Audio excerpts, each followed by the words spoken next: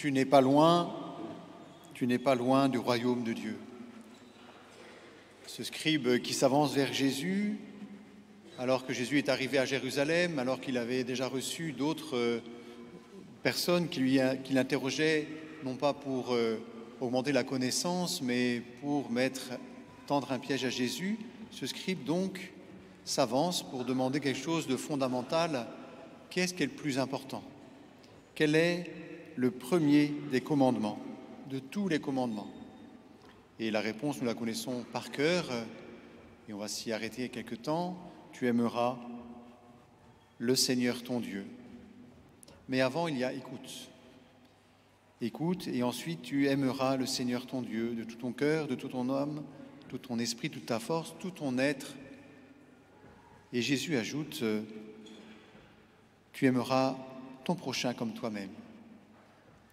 Alors, remettons-nous un peu dans le contexte. Jésus et ce scribe sont donc dans le temple de Jérusalem, le lieu où il y a les sacrifices, le lieu où il y a le culte qui est offert à Dieu.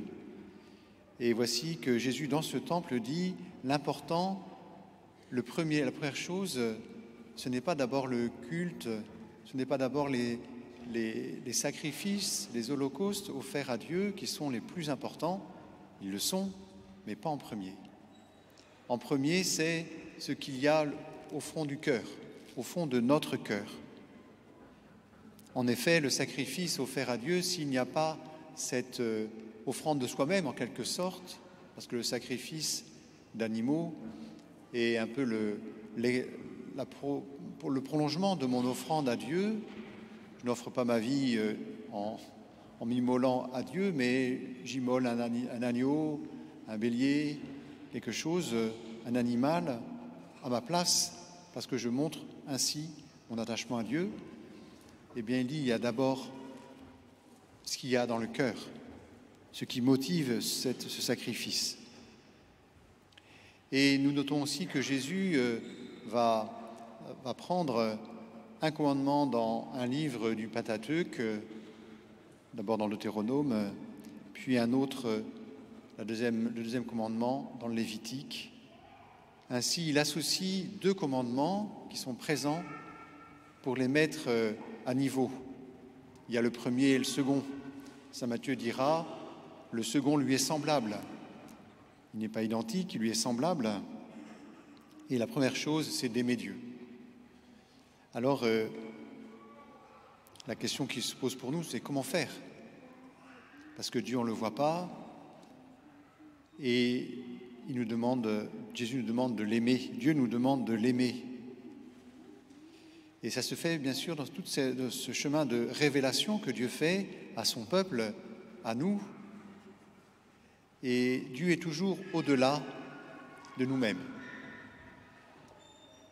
Et pourtant, il nous demande très humainement de l'aimer, de tout ton cœur, de toute ton âme, de tout ton esprit, de toute ta force.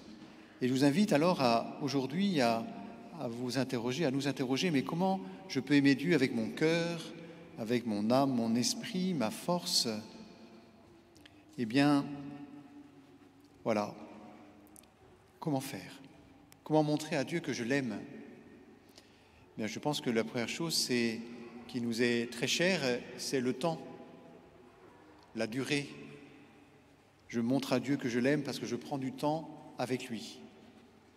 Je prends du temps pour lui.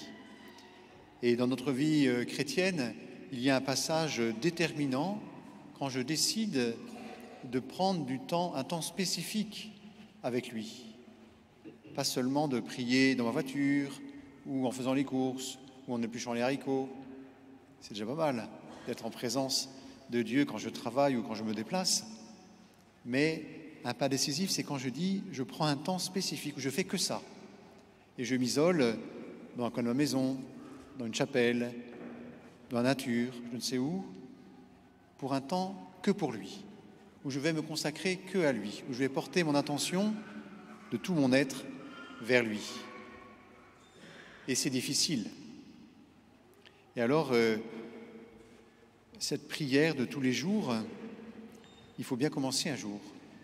Je peux vous assurer que quand on commence à mettre un pied dans cette prière de tous les jours, la vie change. Parce que Dieu n'est plus seulement Dieu qui est lointain, mais il est toujours proche, mais je le perçois plus proche puisque je m'entretiens avec lui. Vous vous rappelez cette phrase du curé d'Ars, il voyait au fond de son église, tous les matins, un vieux bonhomme, un paysan du coin qui était là et qui restait là. Et un jour, intrigué, il va lui demander « Mais qu'est-ce que vous faites ?» Et il lui répond « Je l'avise et il m'avise. » Pour traduire un peu, c'est « Je parle à Dieu et il me parle. » Eh bien, une façon de montrer que j'aime Dieu, eh bien, c'est de lui consacrer du temps. Et donc, de se poser la question pour nous, mais comment je le fais? Est-ce que je le fais? Et comment faire? Et à ce propos, je donnerai quelques conseils. C'est comme pour un dentiste. Quand je vais chez le dentiste ou chez le médecin, je sais que j'ai un rendez-vous, je sais à peu près le lieu, l'horaire, je connais à peu près la durée. Eh bien, pour la prière, c'est pareil. Il s'agit de déterminer tous les jours une durée, si bien qu'elle soit fixe, un peu par palier. On peut commencer par 10 minutes, par exemple. Eh bien, 10 minutes, je les place dans mon agenda. Et c'est quelque chose qui est prioritaire, puisque Jésus nous demande d'aimer Dieu de tout son être. Donc ça devient prioritaire. Même si c'est très court, ça devient prioritaire. Ça prend place de manière prioritaire dans mon agenda. Et après, la question se pose, mais où? Il s'agit de trouver un lieu qui corresponde à ce temps d'intimité avec Dieu, un lieu où je ne suis pas distrait, silencieux, qui me porte à la prière. Et il y a de nombreuses possibilités, et puis ça dépend un peu de notre vie. Et puis, il y a donc la durée, le lieu, et il faut s'y mettre. Alors accompagnez-vous de la parole de Dieu pour se mettre en présence et continuer et être ainsi dans l'intimité avec Dieu. Et vous verrez, c'est comme une nouvelle vie qui commence, parce que dans ces 10 minutes, ou plus bien sûr, dans ces 10 minutes de prière, eh bien, Dieu va progressivement se révéler, dire qui il est au fond de mon être. Je vais pouvoir expérimenter la joie, sa présence, des fois rien, mais je sais qu'il est là et que la chose qui est sûre, c'est que moi, je réponds à cet appel pour l'aimer de tout mon être. Jésus ajoute qu'il y a un second commandement, tu aimeras ton prochain comme toi-même. Alors on pourrait se dire, mais quel est le lien entre les deux? Je peux aimer Dieu et mon prochain, ok, c'est deux aspects différents. Pas tout à fait. Ce qui est commun, c'est que j'aime de tout mon être. Et Jésus nous demande d'aimer de tout mon être Dieu et de tout mon être mon prochain, comme moi-même. Donc de prendre soin de mon prochain comme je prends soin de moi.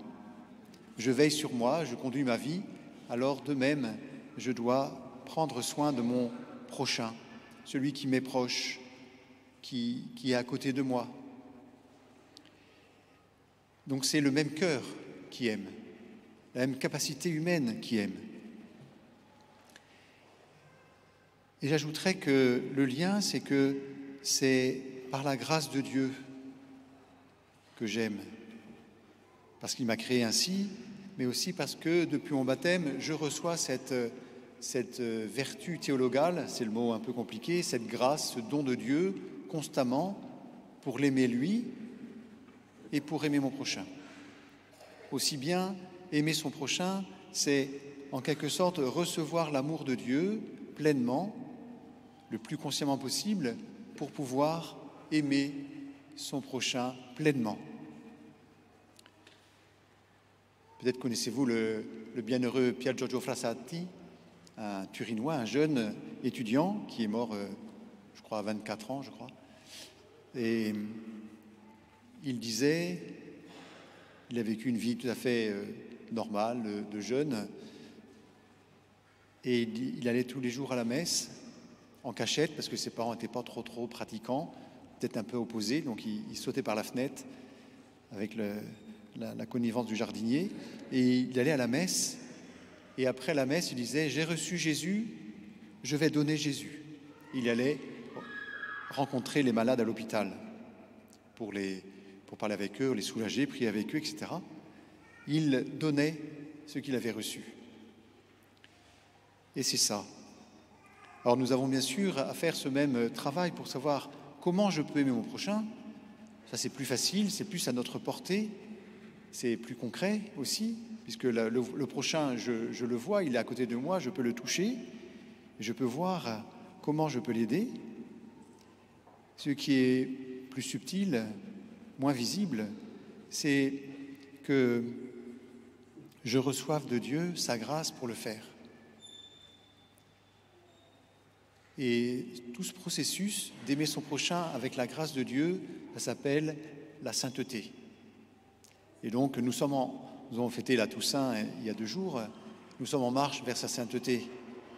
Par notre baptême, nous sommes déjà saints et nous le devenons de plus en plus. Et nous devenons en accueillant l'amour de Dieu et en le donnant. Alors frères et sœurs, que l'Esprit Saint, l'Esprit du Christ nous enseigne, nous donne sa grâce pour discerner et décider surtout du comment je peux aimer Dieu, comment je veux prendre du temps pour lui, surtout dans la prière, et comment je peux recevoir de lui sa grâce pour aimer davantage celui qui m'est proche.